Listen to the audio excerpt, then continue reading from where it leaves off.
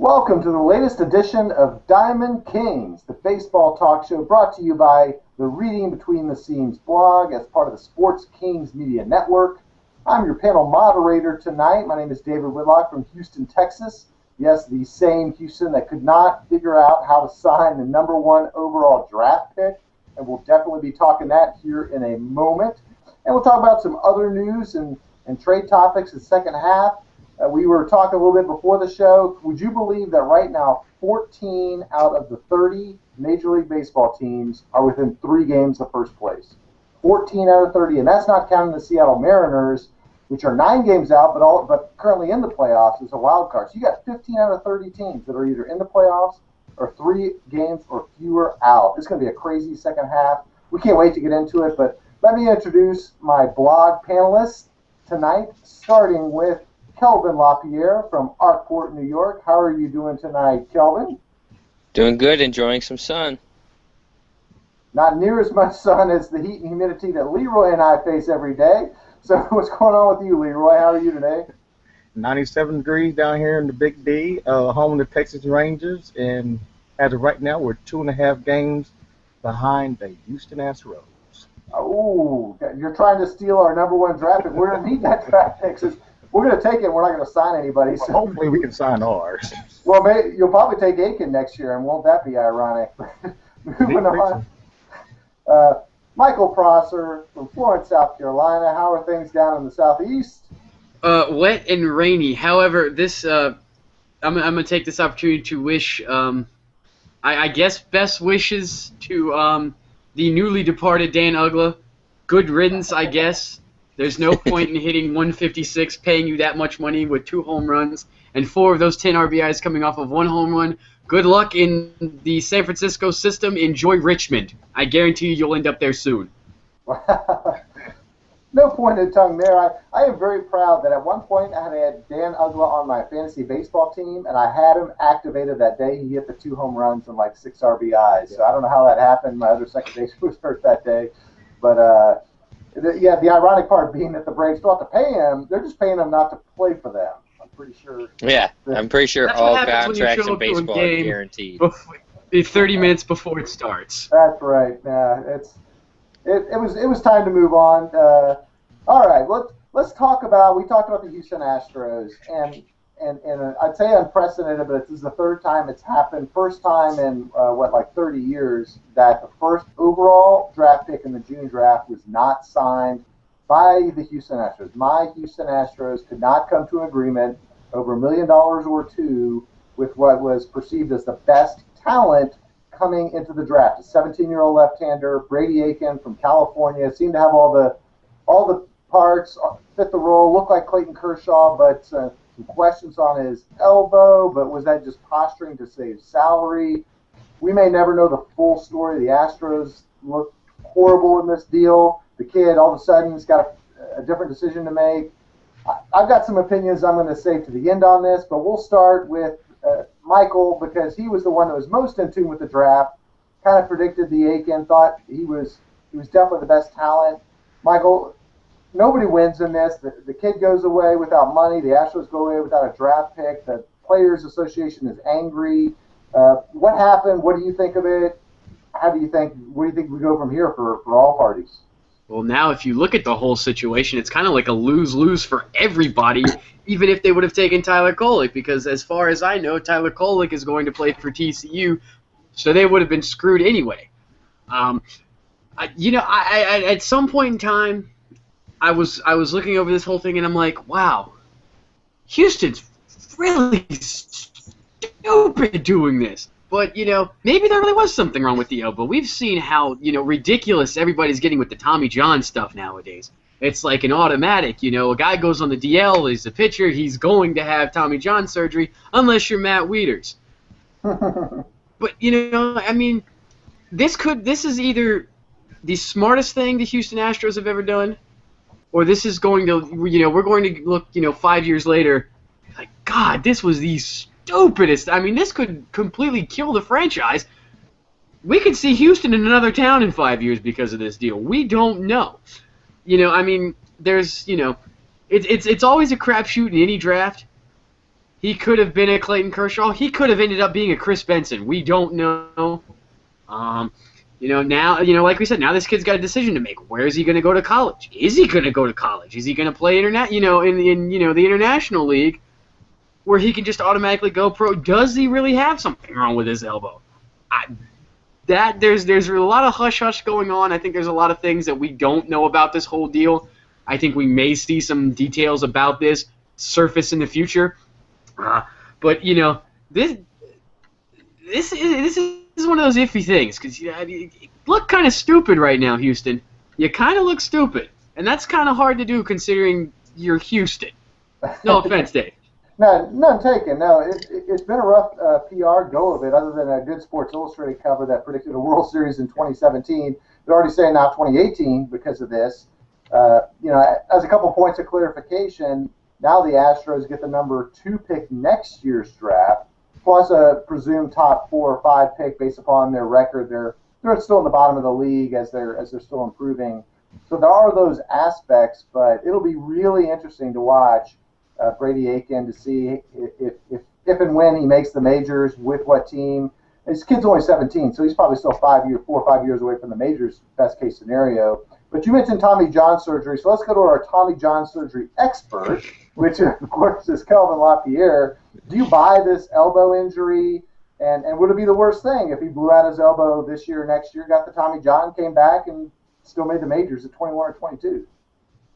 It's not necessarily the worst thing, but do you want to pay a kid $1 to $2 million extra for a guy who's potentially going to be out for a year, just making money off of sitting around doing nothing, because you can't throw a baseball for 6 months after you have the surgery, and then even then you can't throw hard. You can only toss the ball around, and then 3 months after that you're finally starting to get long toss in, and then 12 months, so a year afterwards, you're finally able to get back onto a pitching mound and start getting back in shape for pitching. So I understand it if this ends up being the real reason, is that he had some structural, I believe it was structural integrity that was compromised or could be compromised if he kept throwing in a regular basis. Because, you got to think, he's in high school. He's used to shutting it down after high school's over, and he's not going out and pitching an extra probably 95 innings on top of that, what he's already doing. So I understand Houston's thing not signing him, but they should have locked him up, but they should have made it.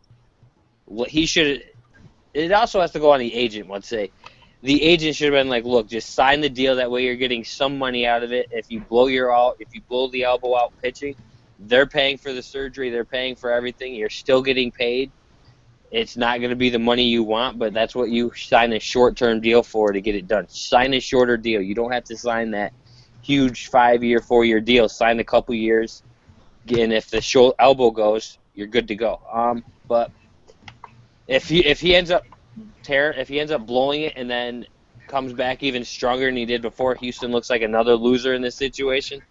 Just off what he did in high school, left-handers are rare, like a rare commodity in baseball right now. The Yankees have 2. None of them are starters. They're in the bullpen, and Matt Thornton is garbage, and I can't remember the other one because he just came up.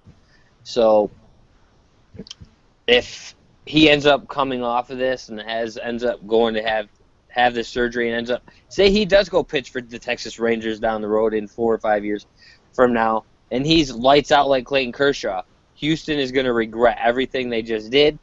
But at the same time, if he pans out to have Tommy John surgery, comes up to the majors in 3 to 4 years, does it again, Houston looks like a genius.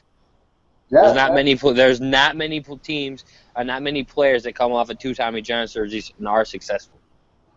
Yeah, this is certainly a wait-and-see situation because we don't know if Aiken's going to work out. I mean, the number 1 overall pick doesn't work out more often than not. I think the first Hall of Famer from the number 1 overall pick is going to be Ken Griffey Jr., and the second one's going to be Chipper Jones. But before that, I don't believe there's been any number 1 overall pick make the Hall of Fame. So a lot of questions, a long time to wait to judge this, but the first reaction doesn't look good for Houston. Let's go to Leroy, and I'll ask Leroy in particular, as a fan of the Rangers, or at least a resident of that city, are the perhaps the Texas Rangers are angling for number one pick, and would you want them to take a guy like Brady Aiken next year and then stick it to the Astros, same division, 20 games a year? Would that be fun or what?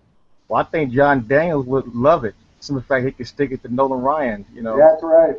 But I think it's a lose-lose for both parties. Houston Astros, they're struggling. Their minor league farm system is struggling.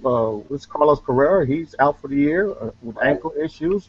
Mark Apple had some rough outings ever since he's had the cortisone shots. I think his last two starts, he's given up 7 runs apiece.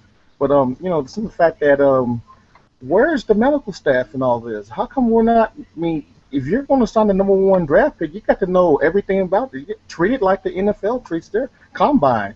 They from head to toe. They know exactly what's going on. Why aren't they doing it? They're spending millions of dollars to sign these guys. They got to know their product, what they're dealing with. As far as Brady Aikens, I mean, heck, you're the number one pick. I mean, are you guaranteed that you're going to be the number one pick next year? They put $5 million back on board. You should have taken it. There's no chance. I mean, you're not guaranteed to get that money ever again. You may flame out. He goes to what? He might go to UCLA. If that's his only option, or go to independent league. You take that money. You get the best doctors to treat that arm, and you go from there. I don't think the NBA or the NFL will allow what's going on to happen. Number one pick's going to be signed, and Major League Baseball, I think they dropped the ball by allowing this to happen. Yeah, it's part of the collective bargaining agreement, which I blame the players' union because to allow this to happen, and they're throwing blame at the Astros, but they signed the agreement that said, hey, the Astros actually don't lose that much in the grand scheme of things. They get a number 2 pick next year, which is a comparable to a number 1, almost a wash. They lost a couple other picks later, but that was with the money they were going to save, and those were with college committed guys. So you have to look at that and kind of take it in a. Okay. I think another thing is this: the highest paid player on the Astros is Scott Feldman. Right. He got $30 million for 3 years. Right. I mean, he's not the best player. He was not the best player on the Rangers. I mean, he's a middle of the line pitcher, and you're fighting over $5-6 million to sign your number 1 contract. When you get it makes no sense. Yeah, Scott Feldman's not one of the best 5 starting pitchers we have this year, but we keep starting because we paid him $10 million. But you got to pay players to come to Houston now. Right. Houston can't get any free agents now. And you know what? This looks bad on the organization. Simple fact that are you taking care of your players now? Right. They look cold and heartless. They basically didn't sign a guy over a $1.5 million salary, which is about half the average. They signed like Matt Albers for more money in the offseason. They basically let the number 1, the best talent in the draft go for $1.5 million signing bonus for nothing. It doesn't make sense unless they were really concerned about the elbow, and in which case they are basically saying we have so much concern that next year's number 2 pick, we're going to go into that with, and we think that will be better than this. And again, they have that safety net. Aiken has no safety net. He either has to go to UCLA, which he's not eligible to the 2017 draft. He can check down to junior college, and then he can be eligible next year. But again, like you talked about, Leroy, like, is he guaranteed to be the number 1 pick? Once you fall to 2, 3, or 4, your cap to signing bonus goes down from about $6.5 million to about $1 or $2 million. So you're going to be giving up something there anyway. I'm not sure what his agent or advisor was thinking.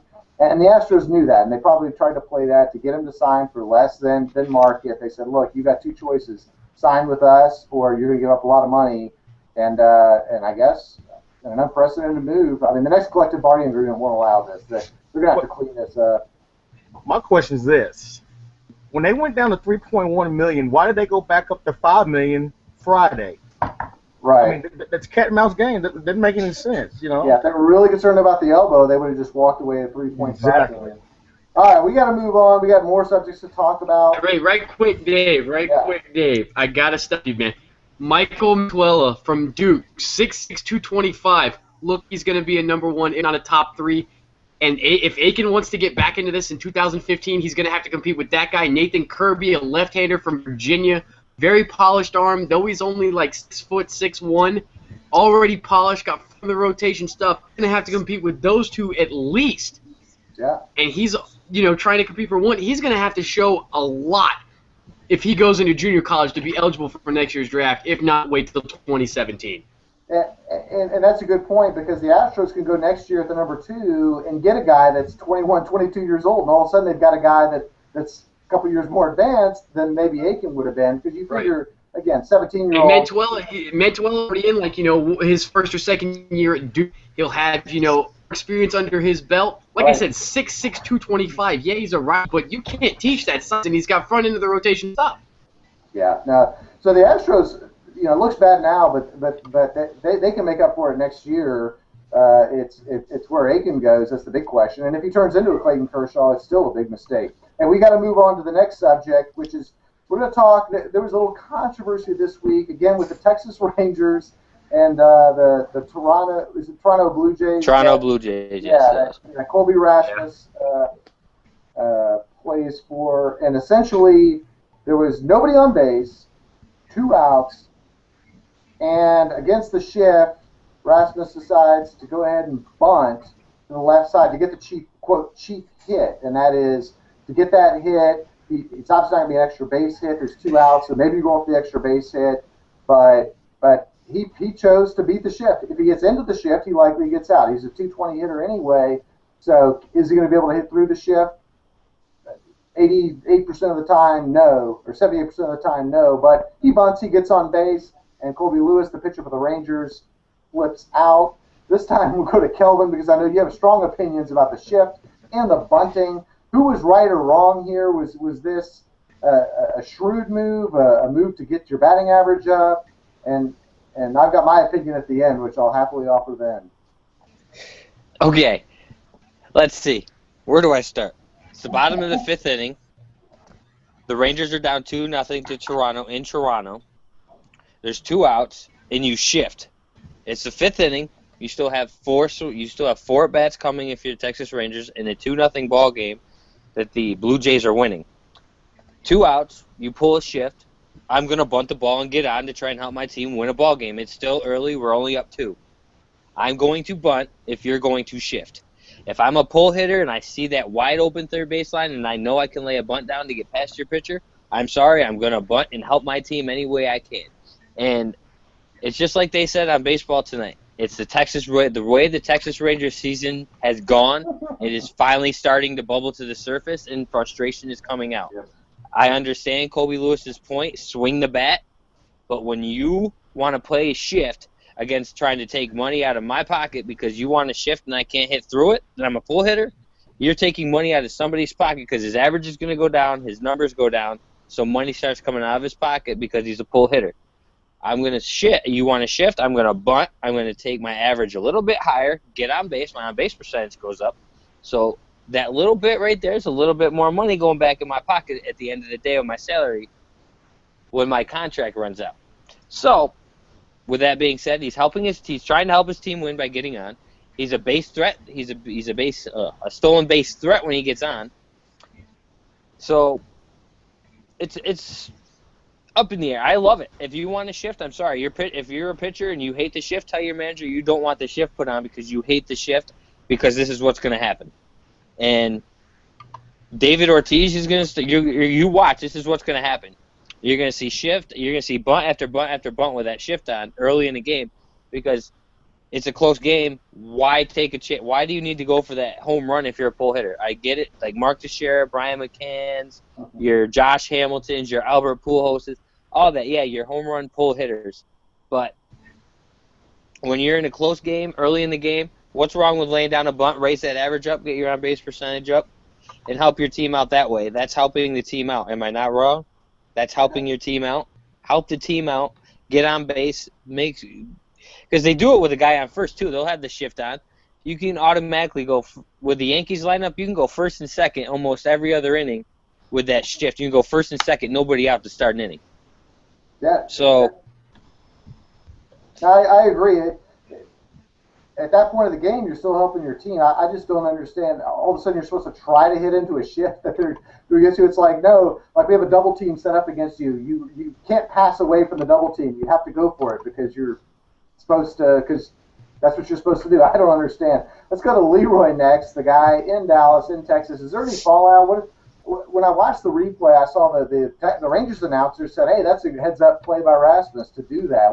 What are your thoughts on the overall situation? Hey, for the first time, people's IQ is finally risen. You can say Kobe Rasmus finally got it.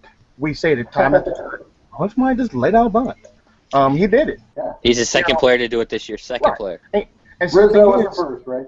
Rizzo was the first. This is the issue. Kobe Lewis, I mean, it's a meltdown, basically. And it has nothing to do with the Toronto game.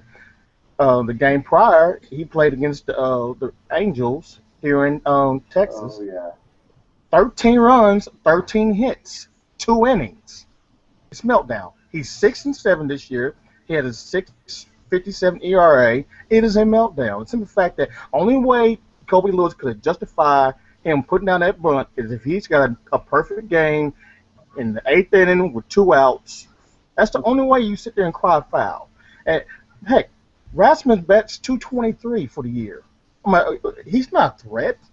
Play some baseball. You don't need a shift for him. If it goes through, it goes through. It's a single. It was 2 outs in the 5th inning. The man's job is to get on base, and he succeeded. So we can't cry foul. You did exactly what you're supposed to do. If man with nobody down third base, you laid a bunt. I don't care if you hit 50 home runs a year. If the man not down base, object of the game is get on base, and that's what Rasmus did. I have no complaints about it. Now, yeah, that's where I agree. The 2 out thing. I mean, how many times have you seen 2 out rallies? I mean, you can have no out rallies and score 4 You get on runs base, you get a 2-run homer. The next batter. Yeah, what 2 out? It takes 3 outs to get out of the inning. So the fact that there was 2 outs has nothing to do with any of it. All right, Michael, you've been patient. What do you think about the situation? What do you have to add? Well, I'm sorry, but I can talk till I'm blue in the face. Kobe Lewis is still going to sound like a crybaby, whatever the hell I say. Having said that, this is ridiculous, Kobe. I mean, stop whining. You're turning into Chad Ochocinco over here down in Texas. We get it. Your team sucks. It's inevitable. You guys are going to finish either last or second to last or even third to last if you decide to win some games and somehow miraculously get healthy. Deal with it. Be a team player. Kobe Rasmus was being a team player. He laid a bunt down. So what? Big whoop. Who cares? He got on base. Your job right now is to get these young kids, get their heads in the game, man. You're a veteran on this team, and you're over here crying to the media about how some whiny-ass 223 hitter got on base with 2 outs left. Oh, my God. Just deal with it, man. Quit crying. Buck up. Play some baseball. Hey, if I'm not mistaken, Tom Hanks said it best. There's no crying in baseball. Cut it. That to a bunch of women. And the airplane softball. Exactly. Yeah, no, good points all. Yeah, I think Leroy had a great point on the fact that he was coming off that 13-run debacle. So this is clearly a man that's frustrated, and I could see a situation if it was 8 or 9 to nothing in the 7th, 8th, or 9th inning, that you just go ahead and take your hacks. At that point, you're not going deep into counts. You're trying to take your hacks, get the game over with. Like I'm saying, 8 or 9 to nothing later in the game, 2 to nothing in the 4th or 5th inning. That is a ball game. Your job's to get on base. His on-base percentage or slugging is below 1,000, so his average expectation to per base or to get on base is less than 1. So if you can bunt to get on base, hey, you turn that lineup over. They've got a lot of power in that Blue Jays lineup. You get Bautista up one more time. You get if Encarnacion had been healthy, you get him up one more time. Your job's to turn that lineup trying to over. do everything they can to catch Baltimore. Yeah. Hey, as bad as Kobe Lewis has been pitching, maybe he's right. Rasmus should have been swinging for the fences. 6.57 ERA says it all. Blame Kobe Rasmus for not swinging the bat. Half of us could go up there against Kobe Lewis and hit a deep. Close your eyes and just swing. I'll take it off Adam Wainwright if he's going to keep grooving them in there. Adam Wainwright, just groove that in there. Right. Anyway, moving on. Let's. Home run I've ever hit in my life was an inside the park home run in Church League. I could probably ding one off of Kobe Lewis right now. Well said, Michael. So let's move on to some trade talk. The blockbuster deals are going to come. There hasn't been that many yet, obviously after the Samardzija deal, but one of the biggest deal this week is probably Houston Street going to the Los Angeles Angels of Anaheim. a stacked AL West, and they needed the relief help, and they got it. They did have to give up 2 or 3 prospects. But we'll go around the horn and just give me your thoughts on what you think of the trades you've seen so far, and what are 1 or 2 deals you hope happen, you think will happen, what players do you think you need to go. We'll start this time back with Leroy with the Rangers. Are they buyers or sellers? Are the Rangers? Of course, we're selling. We just got rid of Jason Frazier and sent him a relief pitcher for the Royals. I don't know how good that's going to turn out. I think the steal that we have worth selling is Joaquin Scoria. Yeah. 2 years removed from the Tommy John surgery. He's been pitching lights out when he gets a chance to pitch. He's only had 4 walks and 40 strikeouts and 30 innings pitched. I'm sure that the Rangers not wanting to sell him to Anaheim because they're within the division, but I think he would be very serviceable for a contending team. And as far as somebody like the blockbuster David Price, I'm sitting here trying to contemplate that where would he actually go? I'm hearing that Seattle wants him, but I've heard he's not wanting to sign a long-term deal with them, so that takes him out of it. If he goes to L.A. with Greinke and Kershaw, I think it's church. That would be amazing. But I'm hearing the rumors of St. Louis wanting to get into the race because Walker's getting that MRI, and he probably would be the number 2 behind Wainwright or number 1. But are they willing to give up Oscar Taveras for him? Wait and see. We'll find out. Yeah, Tampa's going to ask for a lot, and they should for him. Boy, the Cardinals sure seems like a good match. They're always a tradition of great pitching, a pitching-friendly ballpark, a team that seems to compete every year. Would be a great match. Now, would I give up Taveras for it? I don't know. Hey, maybe the Braves. Maybe the Braves could use Price. Speaking of Braves, let's go to Michael Prosser. Do you think the Braves could use him, or what do you think about Price or any trade the Braves should make or any other team? Well, it would be. I mean, it would be a dream come true. For the last time we dealt the farm for a player, it was this guy named Mark Teixeira. We ended up trading some guy named I don't know, Derek Holland. I think won a deal. Look at him go. go. Series. Thank you. Let me see. Hang on a second. Derek Holland went in that deal. Some guy named I don't know, that pitcher Neftali Feliz went in that deal. Elvis Andrews went in that deal. Like everybody who's like made the Texas Rangers who they were in the past couple years. Good old days. Were Braves farm hands. Now let's not also mention that Jermaine Dye also started out in the Braves organization. So I mean, the organizational depth is there. It's a possibility. Anything is possible this year with David Price. If he does go to Seattle, I don't know if they're going to give up. What's the guy's name? Taijuan Walker. Watson or something. Thank you. I kept thinking of Tijuana, and I knew it was going to come to me somehow. But Cliff Lee is also another seems to be on the block this time of year. Do not be surprised if he gets moved again. And don't be surprised if the Giants do. It's Cliff Lee. Somebody's going to find a way. Next year, he's $27.5 in 2016. That's crazy. The Phillies will pay a salary. It's Cliff Lee. Somebody will find a way. Yeah. Somebody will be stupid enough to do it. I'm not saying that it's going to happen, but hey, I wouldn't put it past anybody to do it. It's Cliff Lee. He's got the World Series experience. In a time like this, you really need it. Don't be surprised if the Giants start making moves, since Matt Cain's going on the 15-day deal right now. Yeah, the Giants. Yeah, they really do, especially if the Dodgers make a move. Yeah. And if the Dodgers end up making a move, I kind of have to lean with Leroy on this one. It might be curtains for everybody because that's already a stacked rotation. Absolutely. And I know I said it the other night, and I've said it on previous shows. This is either going to be the busiest trade deadline we've seen in probably the past 5-10 years, or it's going to be the slowest trade deadline. Because of how close it is. 15 teams right now within 3 games. The Pirates are a game and a half out in third. I'm telling you, man, it's going to get crazy. And it's going to get crazy fast. It does get crazy. Also, I hear the Mariners are also looking into look at maybe a Josh Willingham or Marlon Byrd. I'm not sure how much they would have to give up to get that, but I don't think it would be too much. Yeah, the Mariners need a bat, I think, to go with an arm. And their arms are already stacked with Iwakuma and, of course, King Felix. And if they got another arm, they would be. And I think they got Efrain Ramirez is coming up or somebody like that. Or Rasmus Ramirez, I think they. But you look at that division; it's so competitive with the other two teams 7-8 games ahead of them. So they're going for a wild card, which means a 1-game series. Which, if you have King Felix, is great. But then you lose him for the first games of the next series. But we're getting ahead of ourselves on that. Now, good analysis. I think the Dodgers are stacked. The Dodgers are sitting in the catbird seat. They can get somebody. I think and force the Giants' hand. I think the Giants also will need to make a counter move.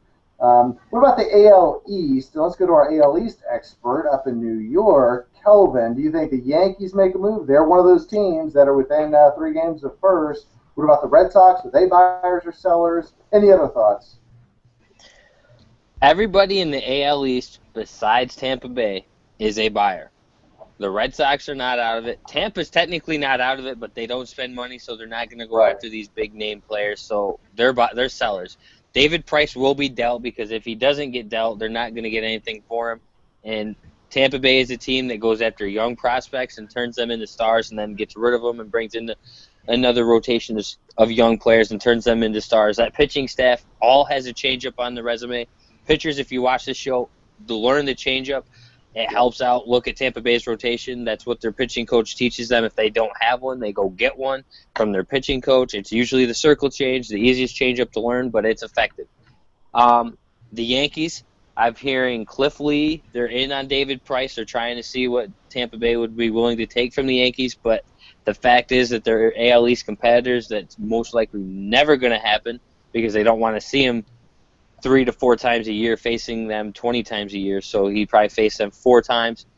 Cliff Lee is definitely on the Yankees' radar right now to come to New York. He dissed New York and went and signed in Philly because his wife didn't get along with the other Yankee wives at the time. But now all those wives are gone. They're no longer here.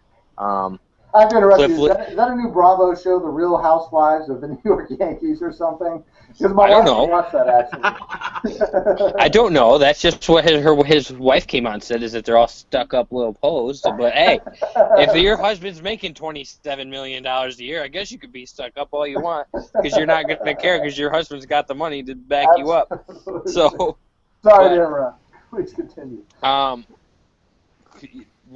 Back to Leroy's point, who's going to take that salary? Philadelphia is going to eat half of that salary no matter where he gets traded. Just like with Alfonso Soriano, when Alfonso Soriano got traded from Chicago to New York, Chicago paid $12.1 million of that salary. The Yankees paid $1.7. So that's why the Yankees are like, okay, I don't know what's strike worse, eating crow or Cliff Lee's salary. Hey, I'm glad the Rangers didn't sign him to that contract. In all reality, everything I'm hearing for the David Price sweepstakes is all out west. It's all going out to L.A. I'm hearing all out west. I'm hearing San Fran, L.A. Angels, L.A. Dodgers, and Seattle. Those are all the key teams that I'm hearing willing to sell the farm to get this guy. They're really going to trade this man. I mean, he is the Paul Gasol of trade rumors. Every single year we hear David Price and trading. They never trade him. So they may not trade him now. They're only 6 games out of the wild card, so you never know. But this is the year to trade him because he becomes a free agent, and he's already said they already know his asking price. His agent has told them it will be in the CC Sabathia range, and Tampa Bay will not give him that kind of money. Man. So you trade the guy and you develop another set of young stars that you eventually get rid of 6 years down the road anyway. So Tampa Bay. Benzos is another guy to watch to move. Another name I want to throw out there is, I've said it before, Tyler Miner from Oakland. When they went out and got Jeff Samardzija and Hamels, this kid he started the year 0-3 with like an 8-point-something ERA.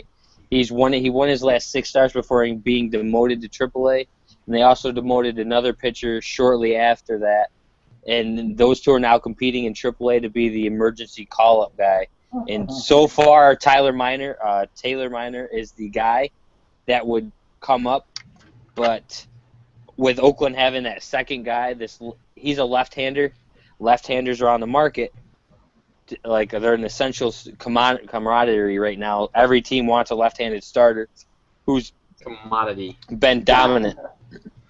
And this kid, I believe, I can't remember, it's like 60-something strikeouts in 60 innings, 4 or 5 walks, and it's just unbelievable what he's doing. So I really think he could be moved from Oakland because he's got starting potential, young. And then I want to see Seattle needs another bat. Who do they go get? They definitely need a bat to protect Cano. But Cano's still hitting out of this world, but that ballpark's just too big for him to hit home runs, hence the reason he has 4 or 5. But he's leading the league in doubles. So they need a bat. St. Louis is going to win that division. I'm going to call it now. St. Louis wins the Central. They own the Central. They caught back up like we all said they would. Milwaukee just started out really hot. The NL West, I'm going to say the Dodgers win it. That lineup's just too strong. Matt Kemp's another name to watch. Could head to New York. He could be traded. Shockingly, he could be traded. And then I think the NL East goes to a one-game playoff to win the division, and then the loser of that game plays for this ends up getting the first wild card spot and plays the wild card game. Wow.